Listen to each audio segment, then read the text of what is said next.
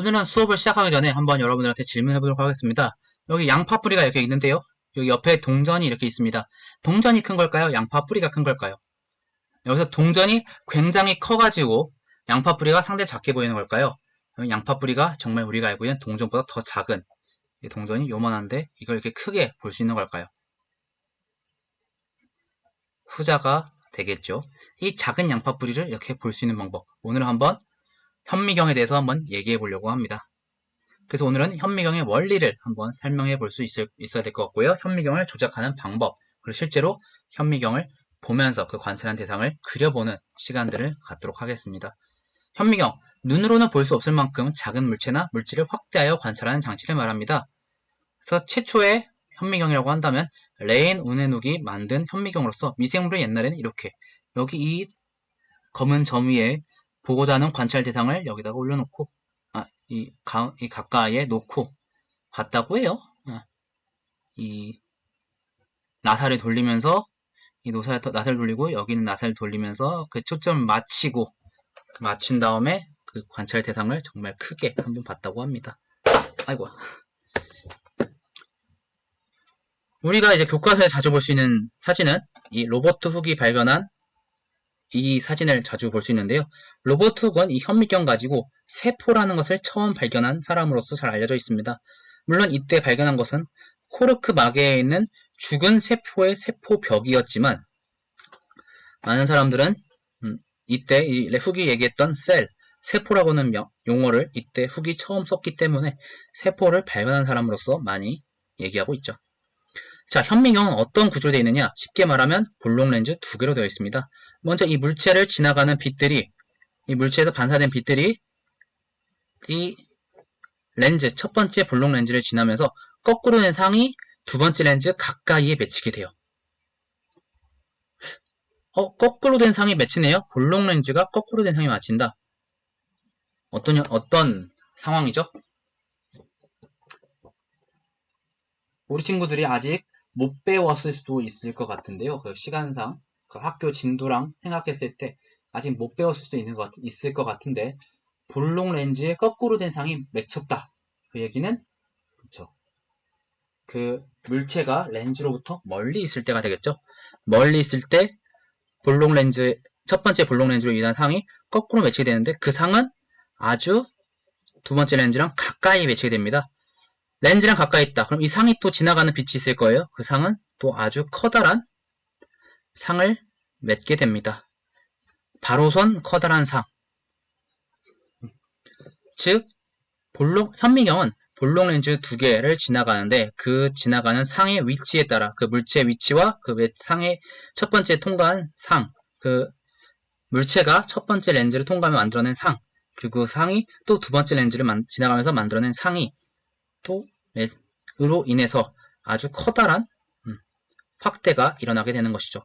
다만 이때 최종적인 결과물은 첫 번째 물체랑 거꾸로 되어 있다라는 것을 좀 말씀드립니다. 그래서 어떻게 되느냐? 전후 좌우.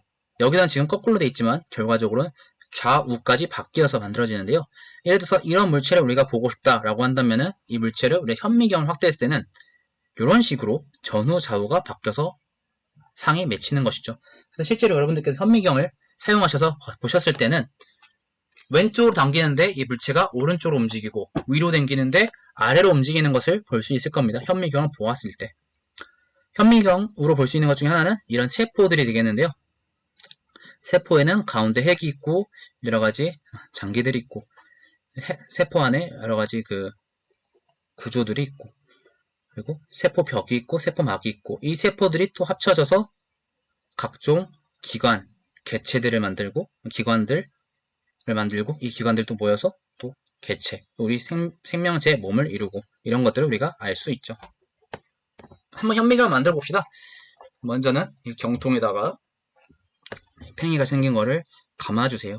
이때 이 양면 테이프는 좀 고장나 있는 경우가 많기 때문에 혹시 없다면 테이프로 좀 감싸주시고요. 그리고 경통을 닫아줍니다. 이때 조심하셔야 되는 거는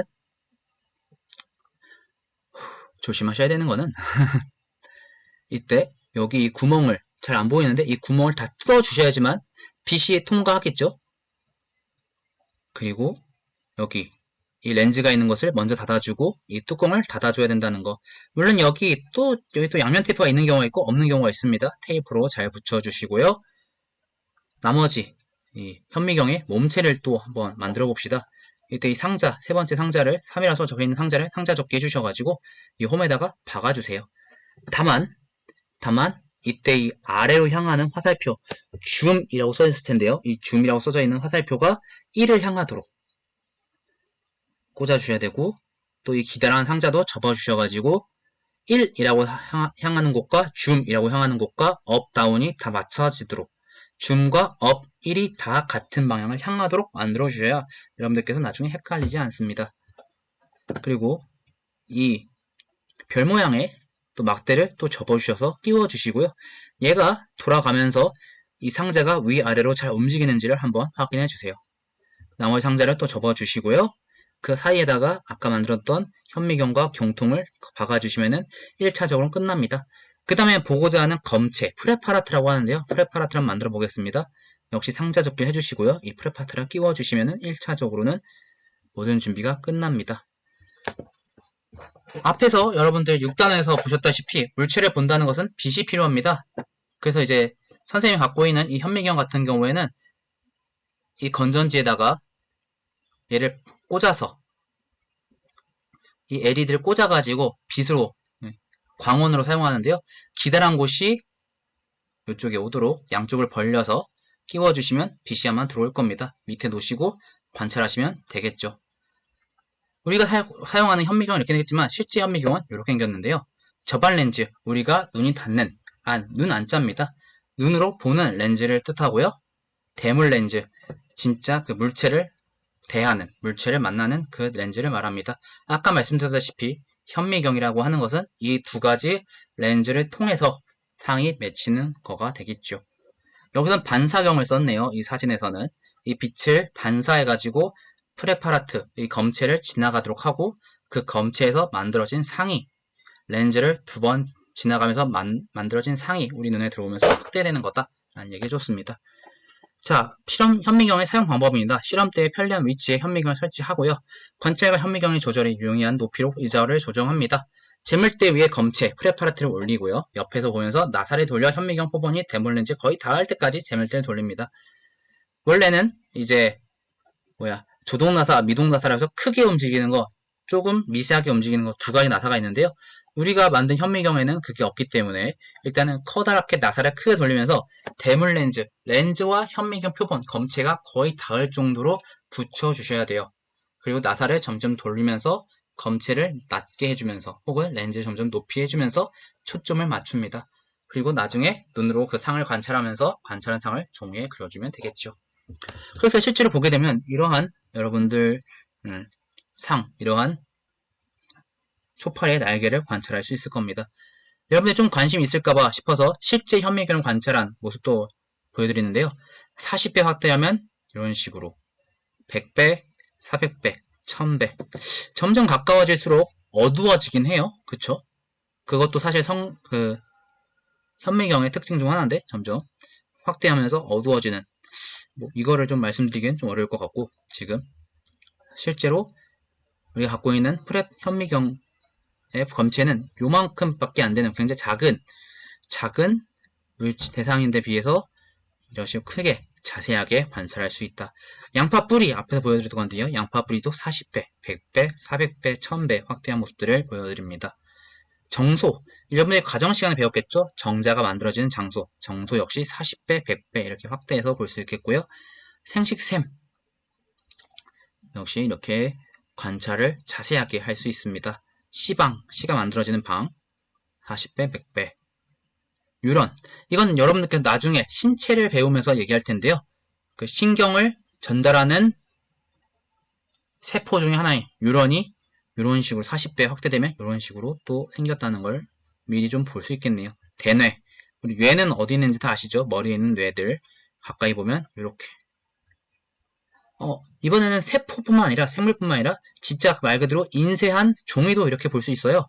인쇄한 종이도 이렇게 가까이 보면은 파란색과 빨간색 점들이 여러 가지가 찍혀 있는 걸 볼 수 있겠네요. 보라색 점은 없어요. 신기하게도 여러분들이 아마 색의 삼원색 해가지고 초등학교 때 주황색은 노란색과 빨간 섞여 있고 보라색은 파란색과 빨간색 섞여 있고 이런 얘기 했을 텐데 정말 그걸 자세히 보시면 인쇄되어 있는 종이를 단순하게 봤을 뿐인데도 이렇게 찍혀 있는 걸 볼 수 있습니다.